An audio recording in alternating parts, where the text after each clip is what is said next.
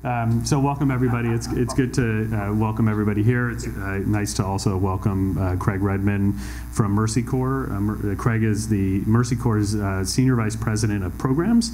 And for those of you, probably mostly on VC, who don't know, Mercy Corps is a global organization that helps people get back on their feet and survive, basically, in the aftermath of natural disasters and in the wake of economic crises or when conflict erupts. Basically, anytime when there is an acute and or chronic challenge to peace and stability and to progress. And their goal in those times is to try to connect people in need with resources and expertise to try to realize, fundamental and transformative change in societies. And a very, very worthy goal that I think is something that resonates deeply with folks at Google, as evidenced by the fact that we actually have a long history, long and good history with Mercy Corps. Mercy Corps has, I should say, 4,000 members. They live and work in more than 40 countries, and they face some of the world's most difficult challenges, as you will see today. But in terms of our history, Google's history with Mercy Corps, we have worked closely with them on a wide range of humanitarian issues over the years. I think Nepal is a great example of that. For folks who don't know, we collectively generated about $1.1 million of donations, grants, et cetera, for Mercy Corps in the context of the Nepal disaster. And that was a combination of Google.org giving, a combination of Googlers donating TRIPS credits, and actual direct giving through our Googlers Give for Disaster Relief program, which is company matched. And all of that, meaningfully aggregated to a good number, $1.1 million plus, and more than 1,900 Googlers participated in that, which is both really exciting to see, but it also is a real opportunity because, by the way, we've got about 60,000 employees, so we could do a lot more. And maybe this talk will inspire folks so that the next time we have an opportunity to work with you guys, that number doubles or triples or even grows by a much bigger number. Mercy Corps also helped us pioneer a new program, which is this is a mouthful. It's the Googlers Give Disaster Corps, otherwise known as the GDC. It's a neat idea. The idea really is to match disaster relief organizations with who have a specific need in terms of expertise or some kind of technical need with Googlers who have a desire and an inclination to give. The name for this is Philanthropic Human Capital Investment Program and Disaster Relief. I don't know what, anyway, I don't know who came up with that name. But I think that more than the money, that provides, that's an incredible opportunity both for you guys but also for Googlers, and I would really like to promote this to all the folks who are watching because I think it's not just about giving money, but it's about giving expertise and help in times of need. 17 Googlers participated in the Nepal program through, I think, 5 NGOs. I think Mercy Corps was one of them, and hosted Googlers for a number of weeks in Nepal, and you will hear from some of those Googlers today. Let me give you a little bit about Craig. Craig Redmond has worked in international development and humanitarian response for over 22 years. 15 of those years have been with Mercy Corps, leading regional and country operations in the Caucasus, the Horn of Africa, South Asia, and Southeast Asia. And in his current role, he leads Mercy Corps' global programs, including humanitarian response, program development, and operations around the world. I think it's fair to say that Craig has played a major role in Mercy Corps' approach to creating real transformative change in times of great need. I think we will hear about how they combine big ideas and bold action and with an appreciation of local sensibility to really bring about change in times of need. And it's an inspiring story, so I should stop talking and I should actually let you come up, Craig, and we should start to hear from you. Thank you. Thank you, Craig. Thank you, Matt. It's great to be here. It's really a pleasure to be here with all of you to talk about, I want to talk to you about Nepal. Where's the clicker? You got me. Okay. This is Google after all. I just point at somebody and something. Fantastic. Yeah, I want to talk to you about Nepal, and obviously I'm going to also talk about the events that happened in the spring, this spring. But before we do that, I want to tell you what Nepal is really about. Go ahead. This is Nepal. You know, anytime, unfortunately, in places where we work, there's a disaster or something terrible has happened, or there's a conflict of some kind. But really, there's a reality of the place. Like Nepal, this is a fantastic, even magical place. You know, I've been there many times. I started going there in the 90s. I'm a climber. In fact, I climbed this peak right here. This is Ama de Blam. You can see this beautiful village down here, and this is Everest right there. This for me, kind of captures Nepal is a fantastic place, beautiful place. The people you meet there who are going there to visit go there to talk about trekking, and then they start immediately talking about it like some sort of spiritual pilgrimage. It's really a wonderful place. Let's go to the next one. This is a place called Teng Boucher. It's a Tibetan monastery not far from where the other picture was taken. So you can see it's just a rich, beautiful place full of incredibly resilient people. And let's go to the next one. And of course, on the 28th of April, there was a terrible earthquake. And you here at Google also know about that, and you feel that. You lost one of your own. Dan Fredenberg died in an avalanche. So this is also, you know, you guys feel this very much. And so as I talk through this, we'll hold him and his family in our hearts. That's a terrible loss. Terrible 8,000 lives, in excess of 8,000 lives were lost in just a few minutes in that earthquake. 7.8 on the Richter scale. Interestingly, Nepal expected this to happen. Of course, the country sits right on the two plates, the Indian plate and the Eurasian plate, where they collide. That's the Himalayas. That's why the Himalayas are there. Let's go to the next one. Because the earthquake happened there, it meant that local communities had to burst into action very quickly. In fact, the lives that were saved there in those early minutes after the earthquake were all local communities who pulled their families and pulled community members out of that terrible storm. And as I said, it was expected. But in places all over the world, even though you know something like this is likely to happen, you're really never quite ready. And this is one of those cases. It was just a terrible, terrible situation. The next slide. This is a village that I visited in the weeks just after the earthquake. This is in Sindapulchuk, which is northeast from Kathmandu. And above there is Longtong, one of my favorite places in the world. It borders Tibet, really beautiful place. This village was one of the places where we visited, where actually we did some of our early work. And in this place, you can't really tell from this picture, but you can see, you know, general destruction. But about 2/3 of the houses were destroyed there. You know, and in the next slide, you'll see a picture of this house. This is really common after the earthquake. You'll walk along the street and the houses will look normal, and then you sort of peek around the side and the whole side of the house is gone. So, in fact, another village I was in, something like out of 100 houses, only 8 were left standing. So really extreme devastation throughout that whole part of the country. In some of the villages we visited, if you can imagine a house like this, of course this is uninhabitable. Somebody has to pull it down. We saw in a few places where young men were climbing on top of the roofs of these houses and starting to tear them down brick by brick, you know. Not what you want to do, but people just need to get on with their lives. Next slide. This is a guy called Mishas. We met him in one of the villages where we worked. He told us the story of being actually up on a ladder fixing one of the lights in the village when the earthquake happened. And of course, he knew immediately how bad it was. He saw houses around him starting to collapse. Ran home and found his house collapsed, and his wife and his son there in the picture were inside, and he was able to dig them out and save their lives. Really common story where people talk about what they had to do to pull family members and community members out of the earthquake. In that same village, I was walking along and I saw this woman. She was standing next to a big pile of rubble, bricks, and pieces of splintered wood, and she had a stick and she was just poking at it and turning over bricks. And she had just experienced such complete loss that it's sort of like all that she could imagine to do. You know, very, very sad story there. Next slide.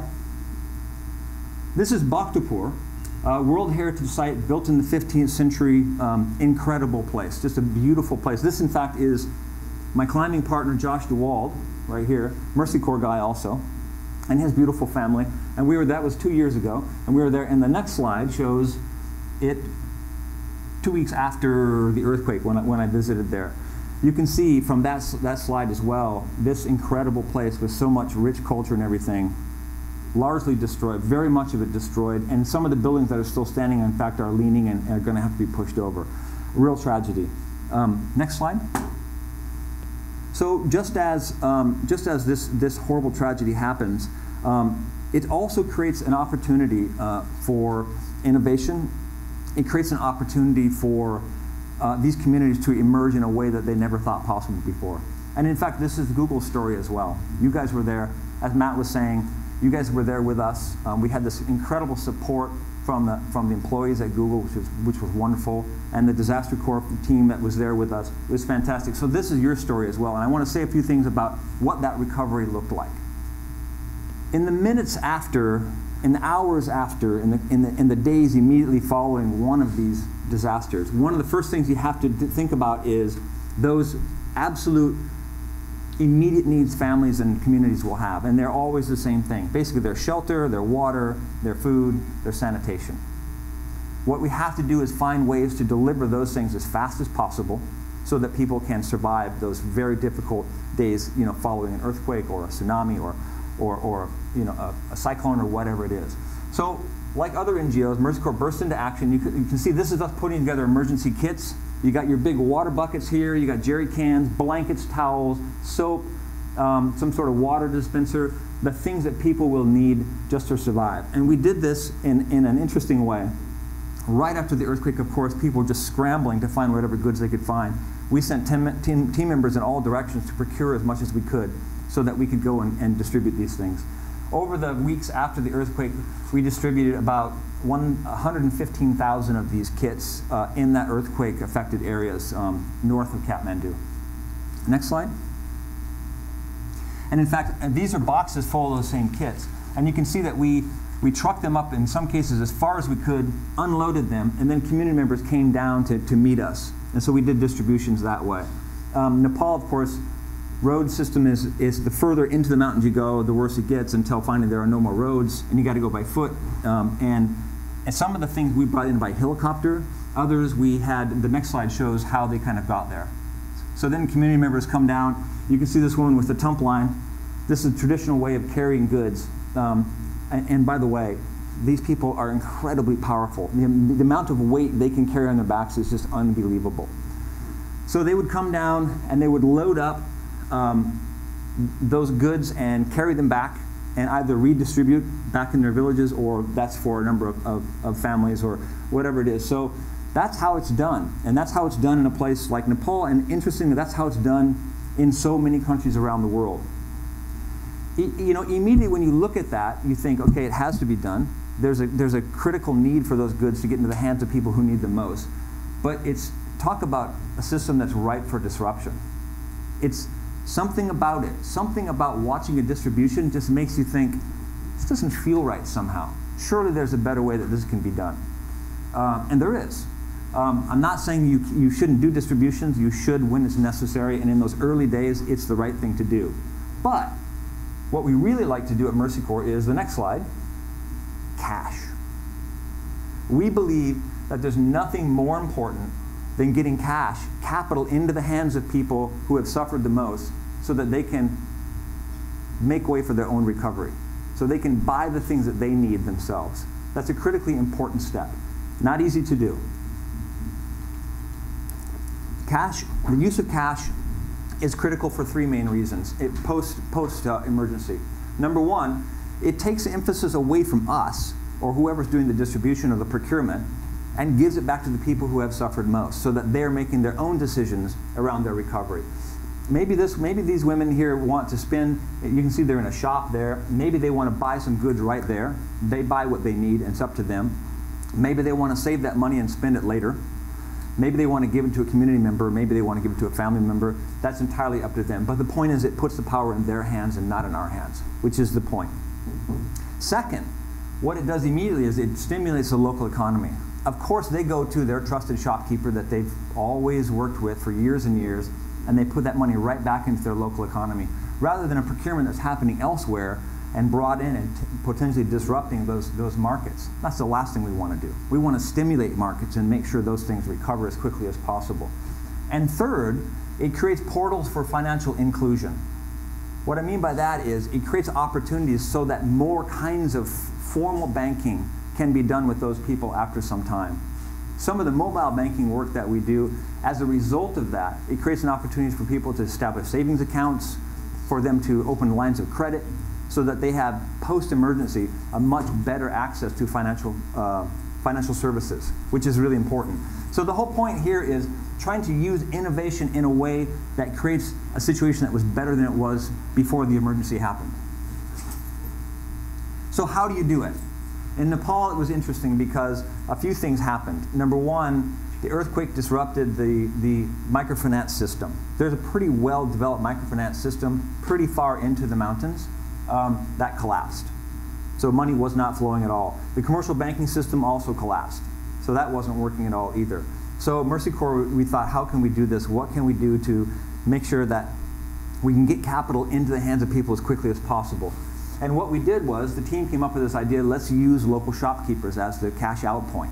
Let's find a way to get the cash into the hands of the shopkeepers people always use and have them distribute the cash, and thereby using a system that they already trust and stimulating the economy. And that's what we did. We basically built on a system that we tried in the Philippines after Haiyan, the big storm there, the typhoon there, and sort of built on that and riffed on it a little bit, and it came up with this system. And as a result, we reached some 25,000 households in that way. That hadn't been done before. That idea of using cash to stimulate local economies is now a really critically important strategic point for Mercy Corps in every emergency we do. We ask ourselves, number one, what can we do to stimulate the markets?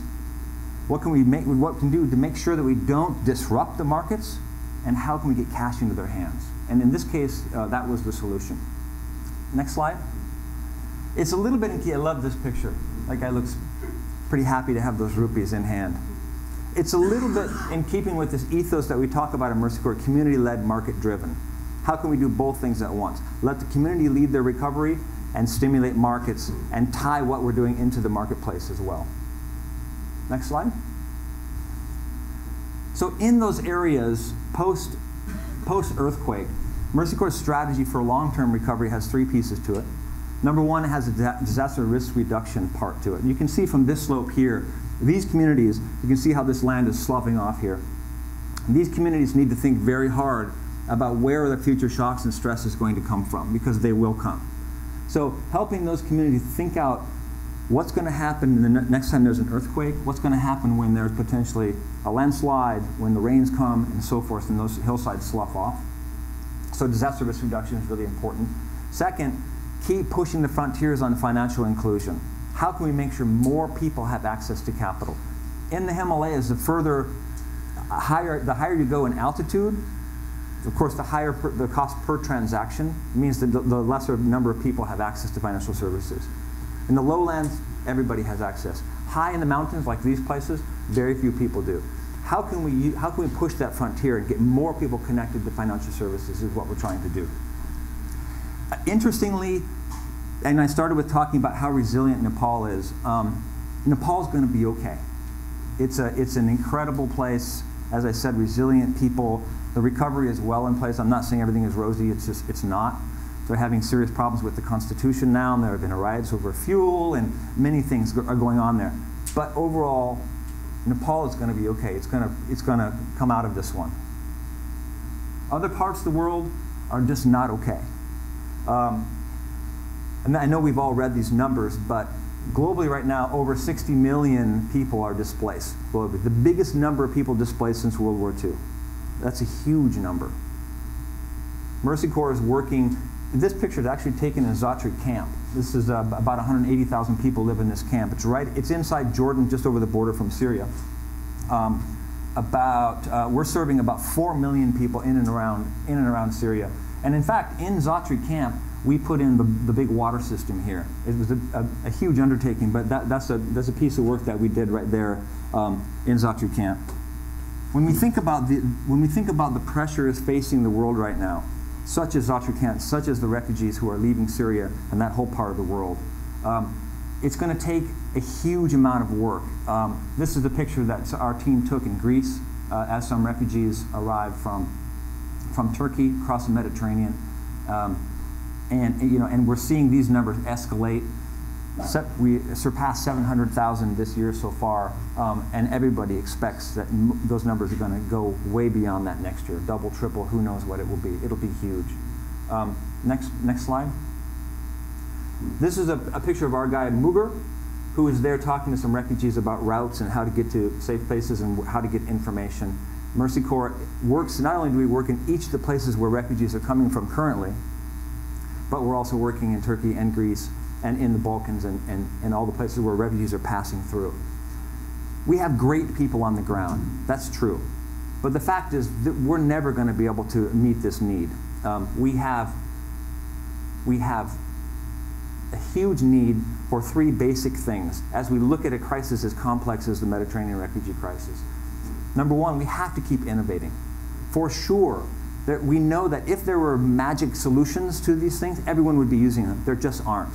And in the emergency response space, there seems to be a dearth of innovations that are happening regularly. We have to keep pushing on this front. The use of cash, things like that, other ways to get cash into people's hands, critically important. So that innovation piece is really, really important. Number two, we have to partner with organizations like Google. This is how we're going to combine things that we never thought of to find solutions. It was such a tremendous pleasure for our team to work with all of you from Google because you guys think in ways that we don't think. And I'm imagining that we think in ways that you don't think. We love the idea of combining these things in fresh ways. If we don't find ways to work together at scale, I think some of these things are going to get out of hand and we won't be able to manage them. And the last slide. From the Mercy Corps side, I can say I'm talking to our team in Nepal and talking to our team elsewhere too. We're really proud of the work that we're doing. We're really proud of the partnerships like the one we have with Google. I think we should challenge ourselves and say, where else can we do this? What are some other huge, complicated challenges that we can take on and solve together? I'd like to ask these guys to come up and say a few words about your experience. So Scott and Oswin, if you can come up and say a few things about your experience when you were there. And then after that, we can have a conversation. Great.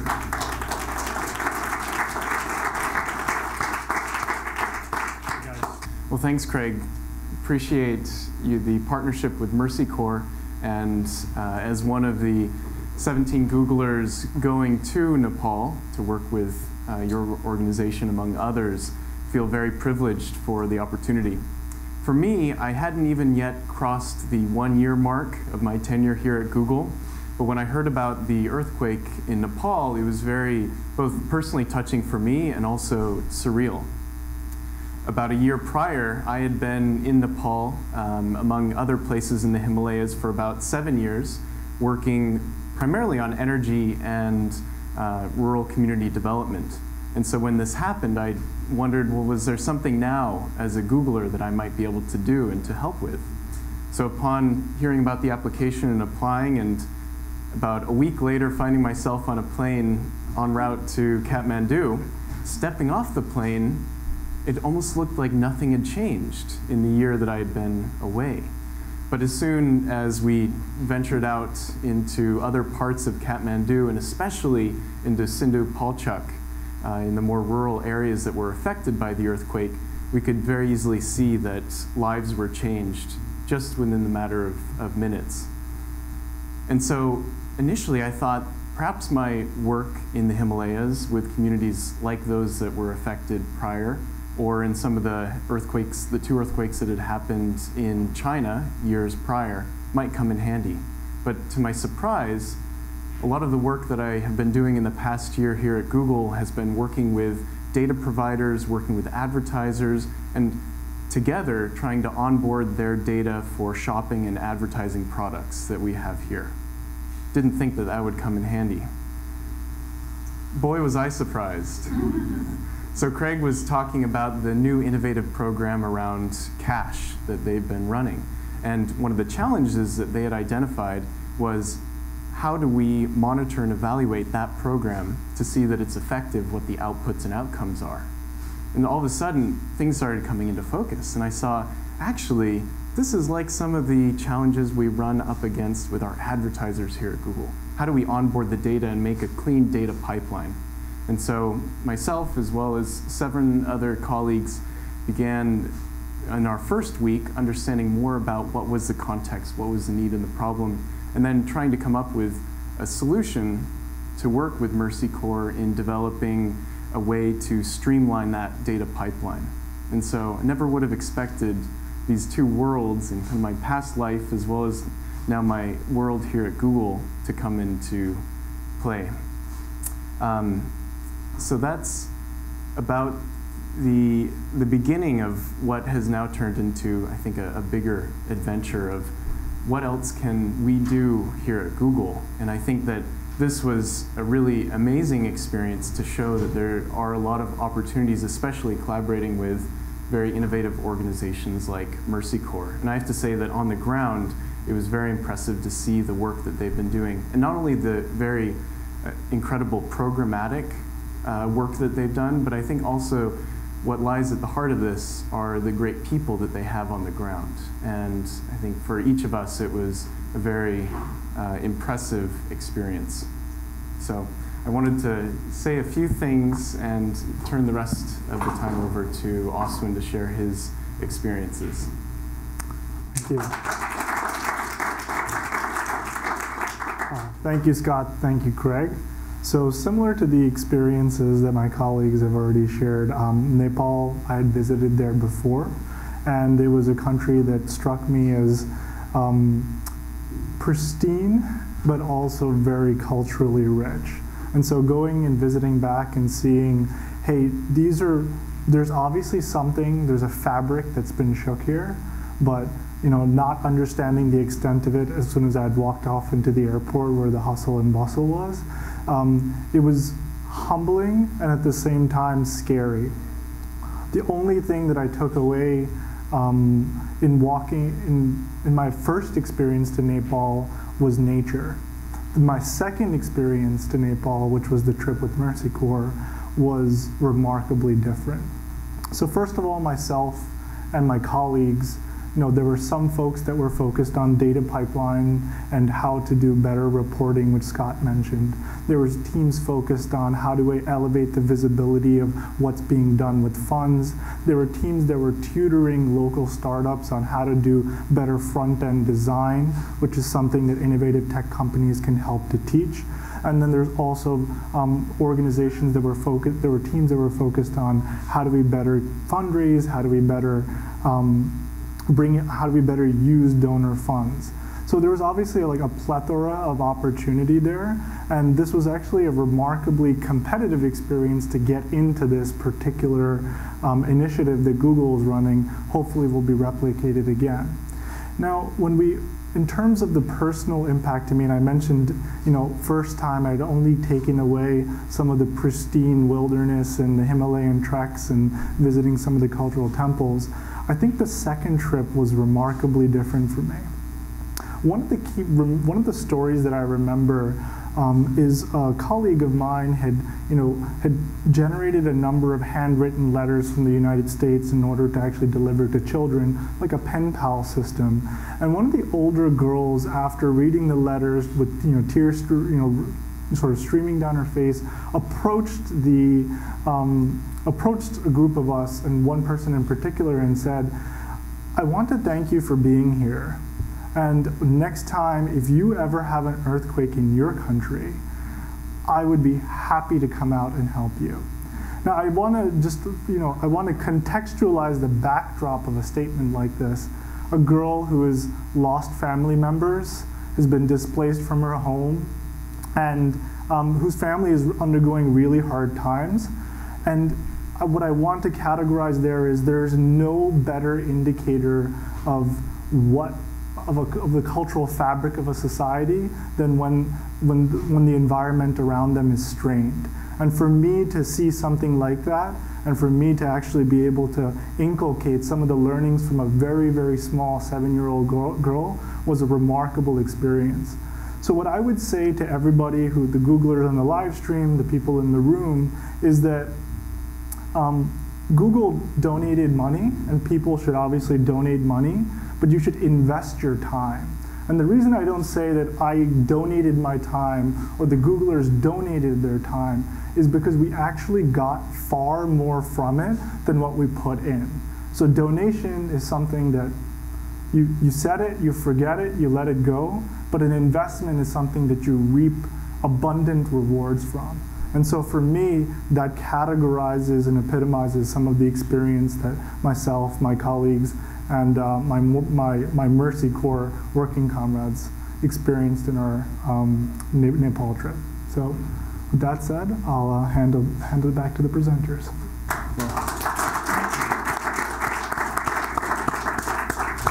I think we wanted to open up to questions, but before we do that, we have a wee gift. So this is for the Google Disaster Corps. This is a this is a Tongka, traditional art form, of course, that Tibetan Buddhists use in Nepal. And so on behalf of the Mercy Corps team, particularly the Nepal team, and to all of you that helped us out so incredibly here at Google, it's an honor. Thank you very much. Thank you, guys.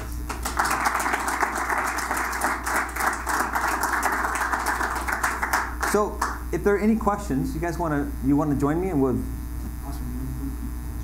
Yeah, sure. So the question was, for the folks who were involved in the effort, how did we engage with the experience of being in Nepal and also engage with the community, and also how did the community see our involvement? I'll answer this question in two ways. So the first way is that our experiences not only focused on some of the core work we were doing with Mercy Corps, but also we were involved with folks who were part of startups in the local community and that wanted and saw Google as an opportunity for mentorship to learn best practices. And we conducted some of these activities sort of on the weekends as we weren't working part of our core group. So that was the way in which we connected with the tech community. We helped to sort of, I want to say inspire. I hope they were inspired. I was actually more so inspired by their dedication and wanting to be there, wanting to stay home, wanting to stay close to their family, wanting to use technology to rebuild. The second piece is that I think it's very easy when you relate to a community and you come from a company like Google to think about everything in terms of numbers. Right? And what the numbers obfuscate is the human experience that goes behind it. And so I think that we could have done this project. We could have done it displaced. We could have done it from a conference room across the hall, but it wouldn't have had the local sensibilities embedded in it. It wouldn't have driven the team members to be nearly as passionate because it was an academic exercise. And the folks who were on the ground and delivering this wouldn't have had the opportunity to work with us and also feed off of some of the energy that we were bringing from that. So I feel like that was a bit of a cycle that we were able to create, both working off the Mercy Corps folks and the Googlers.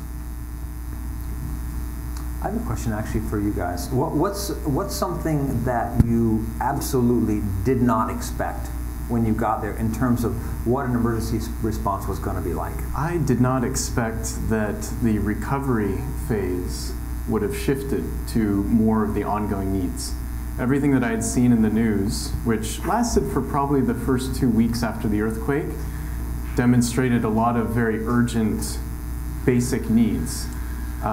But I didn't understand the complexity that organizations like Mercy Corps were trying to solve amidst working with other humanitarian and aid organizations, working with the governments, and actually the importance and the potential role that technology can play in really providing leverage, transparency, clarity, and overall organization to help make sure that the programs are as effective as they could be.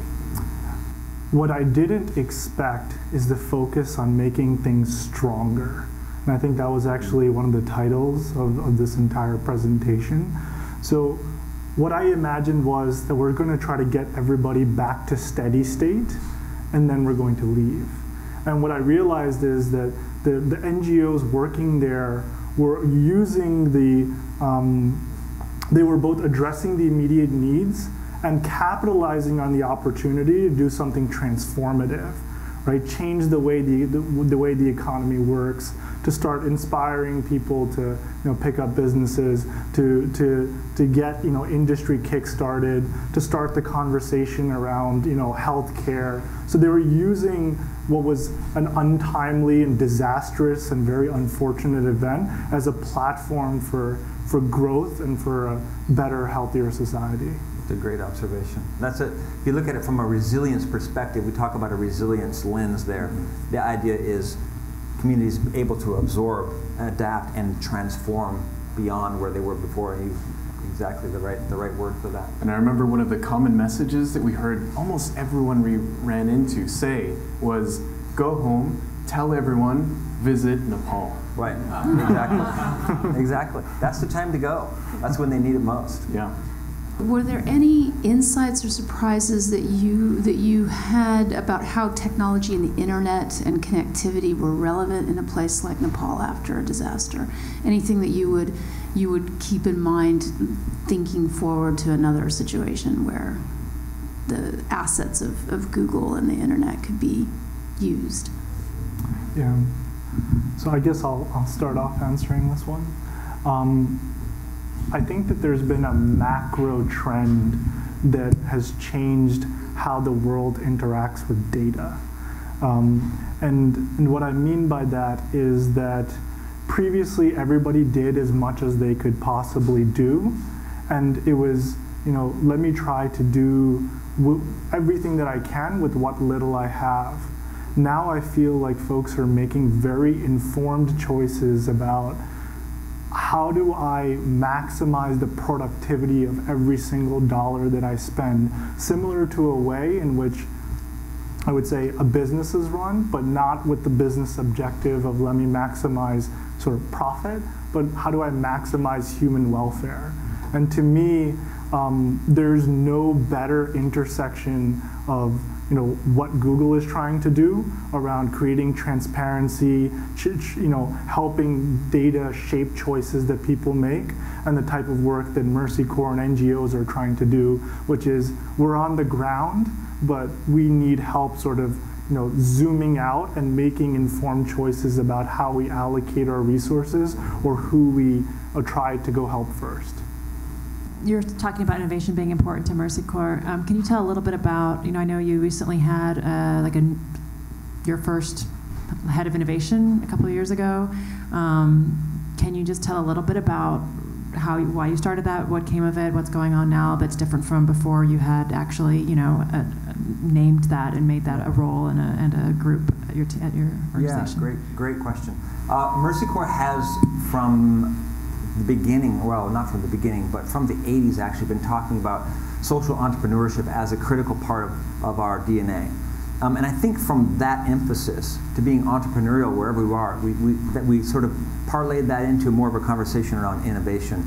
As I said in the presentation, one of the issues is that it feels like in our space there are so many organizations, and not to say anything bad about anybody, but have been doing the same thing over and over again for a long time.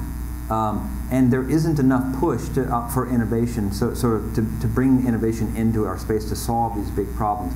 So we just have felt as an organization that it's critical that we push that. Otherwise, the same old problems, the intractable issues that we can't break friction on are just going to persist. So innovation is a major driver for us, and it has been forever. Some years ago, we formed a social ventures team, a social innovations team, whose job it is to be out in the field and to identify initiatives or concepts that come up and help the field teams grab those things and develop them further into something, whether it be a venture, a standalone venture, or just a really cool project that has innovation driving it. Then we brought in a chief innovations officer to help us further that thing. And now again, we're asking ourselves as an organization, what is the role of innovation? How do we want it to be both a cultural trait and so that we have the hardcore skill sets to lift up ventures? And so we're constantly playing with that whole concept of innovation, a critically important part of who we are as an organization. And we know we have a long ways to go, as you can see. I was thinking about that question, the use of technology, and one of the things that just kills me is procurement. For example, in a case like this, what you always hear is there are these villages in the middle of nowhere who don't have access to the basic services and goods that they need, and yet we know that there are goods that are not that far away. How can we connect the dots faster? Weeks and weeks sometimes in a place like this. Yeah, to even layer on top of that, WHO may have 20 trucks, and UNICEF has 1,000 tarps. How do you both coordinate the supply side and match it to the demand side, real time, effectively, at the least amount of cost and least amount of risk? That's just a nut that we have to crack somehow. Craig, I'd be interested to hear you talk a little bit about how you make decisions on how to deploy your resources. Where there are a lot of places that you could possibly go, and how do you make the decision about where to go, and how do you make the decision about when it's time to close it down? Oh, that's a great question. As an organization, we're very decentralized. We have a distributed model so that we have regional teams, and our countries huddle under those regional teams, and basically the big decisions around what's happening day to day are made by those teams out there. Those things don't come to me and my team at all. So that's kind of that first layer as a way that we operate. We just believe people closest to the action have to be calling the shots. That's not to say that we don't have central resources that we have to call upon. We have emergency response team that when something happens, we say this one looks bad, we're tracking it, we follow the news just like everybody does. We reach into our networks to make sure we have all the information we can get as fast as possible about what's happening in the storm that's about to crash into the coast of Mexico. In the hours before that, we sent teams from Guatemala and from Colombia in there to make sure that they were there and ready to go, just in case that thing was horrible. Thank God in this case it wasn't, but we looked at it and thought, it looks bad enough to where we should probably be pre-positioned there. So we have a team that does that. Otherwise, to tell you the truth, it's more of an art than a science. We're watching it, we're thinking, who could we get there faster? Somebody from Europe or somebody from who's sitting in Zimbabwe. And hopefully we have the teams and the skill sets who are ready to go and address that thing, and we send those people as fast as possible. So a lot of conversations happen. Sometimes we don't have the conversations fast enough, and we ding ourselves and we think, okay, we should have done that another way. But it's about moving resources and really smart, capable people around as quickly as possible. Shutting down an operation is oftentimes much harder than starting one. Because when you start one, it's very clear, you need to be there, that this thing happened. And it's not always an emergency. We're not only an emergency response organization. Shutting one down is several things happen. Number one, we feel, what usually happens when we shut one down is we feel that there are skills and capacities locally available such that they can do what we do. Oftentimes that's the case. And sometimes we build those institutions from the ground up so that they can replace us. We're not in the long-term business of being in a country for 25 years, though we have in some places like Afghanistan.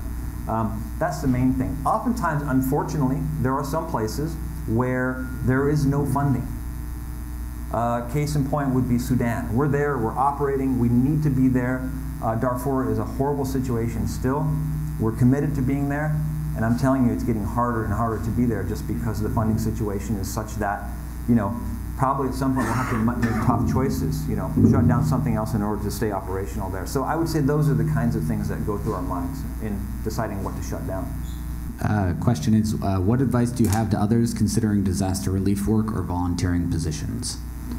And I guess I'd add to that specifically, for someone who has never been to Nepal, would you recommend they go there to do this kind of work?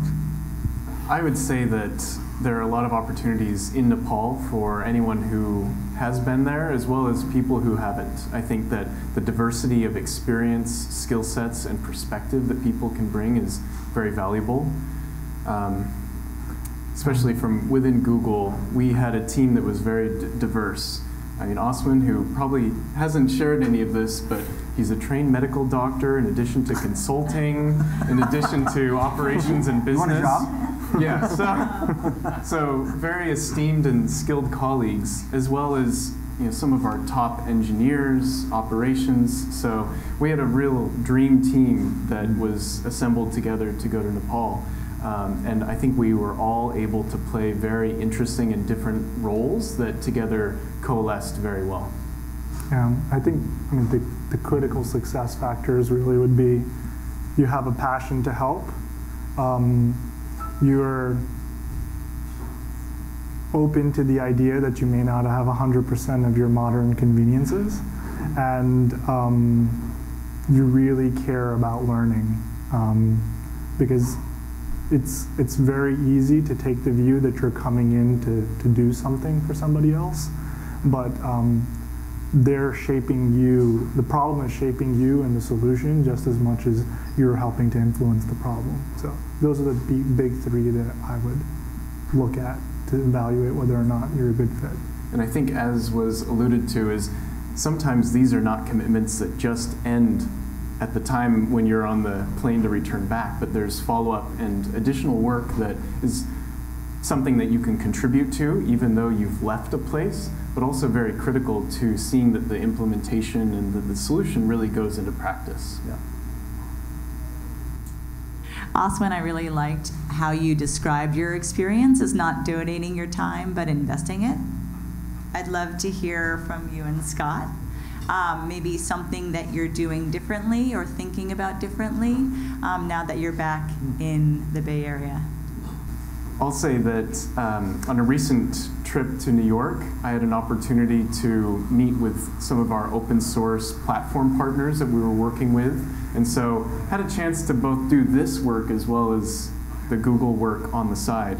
And then at another conference a couple weeks ago, found a software provider that was actually offering their software for free to nonprofits. And so we've seen that actually the situation as we had known it on the ground in Nepal has continued to evolve, both from increased connections that we've made after the fact and additional information that we've learned. So seeing that actually there are lots of opportunities to remain engaged and follow up. So I think for me, I think there's probably two social activities, and then there's like one sort of like personal behavioral change. I think the two social activities are like elevating the visibility of this type of work and for folks to recognize that there is something that they can do, even if their job seems very, very distant from what could help. Increasingly, even if you start looking at the professional landscape, people are looking for intersections of very different content areas and expertise, because a lot of innovation actually happens at the confluence of two of those things. So for me, elevating visibility is one. The second piece I would say is also advocacy, in that through this experience, I feel now more so than ever, it's important not only to be, part of the immediate response, but then also to have that continuity to continue to donate through recovery. And I hadn't sort of segregated those two things as part of a disaster, but now I very much understand, and to the point that Craig just made, the funding is running out because people have sort of started to lose interest, but the need is still there. On the personal front, so I have 2 young children, and I'm trying to, I think there's always been this like push towards, okay, they have all their needs met, so let me focus them on academics and so on and so forth. But the shaping experiences with the children that we met, where they put, serving others above their immediate needs, I feel like that's kind of a mindset that is more valuable for me to inculcate into my children than just, okay, can you do your math, can you do your science, can you do your reading and writing effectively. So I know it's it's a thematic change that I'm trying to do, but I feel like a lot of these things actually start pretty early. And even if you haven't done them early, there's an opportunity for you to do them, you know, when you're older as well. So for me, it's just exposure for my children, for my family. Sure. On behalf of Mercy Corps, I want to thank you all again. It's a wonderful opportunity to be able to stand here and with my friends Oswin and Scott to talk about, you know, our shared experience there. As I said at the close of my comments here, I'm really proud of the work that we did together. And if you scan the globe, even just briefly, there are so many opportunities for us to do wonderful things together. So I look forward to that, and thank you very much for your time.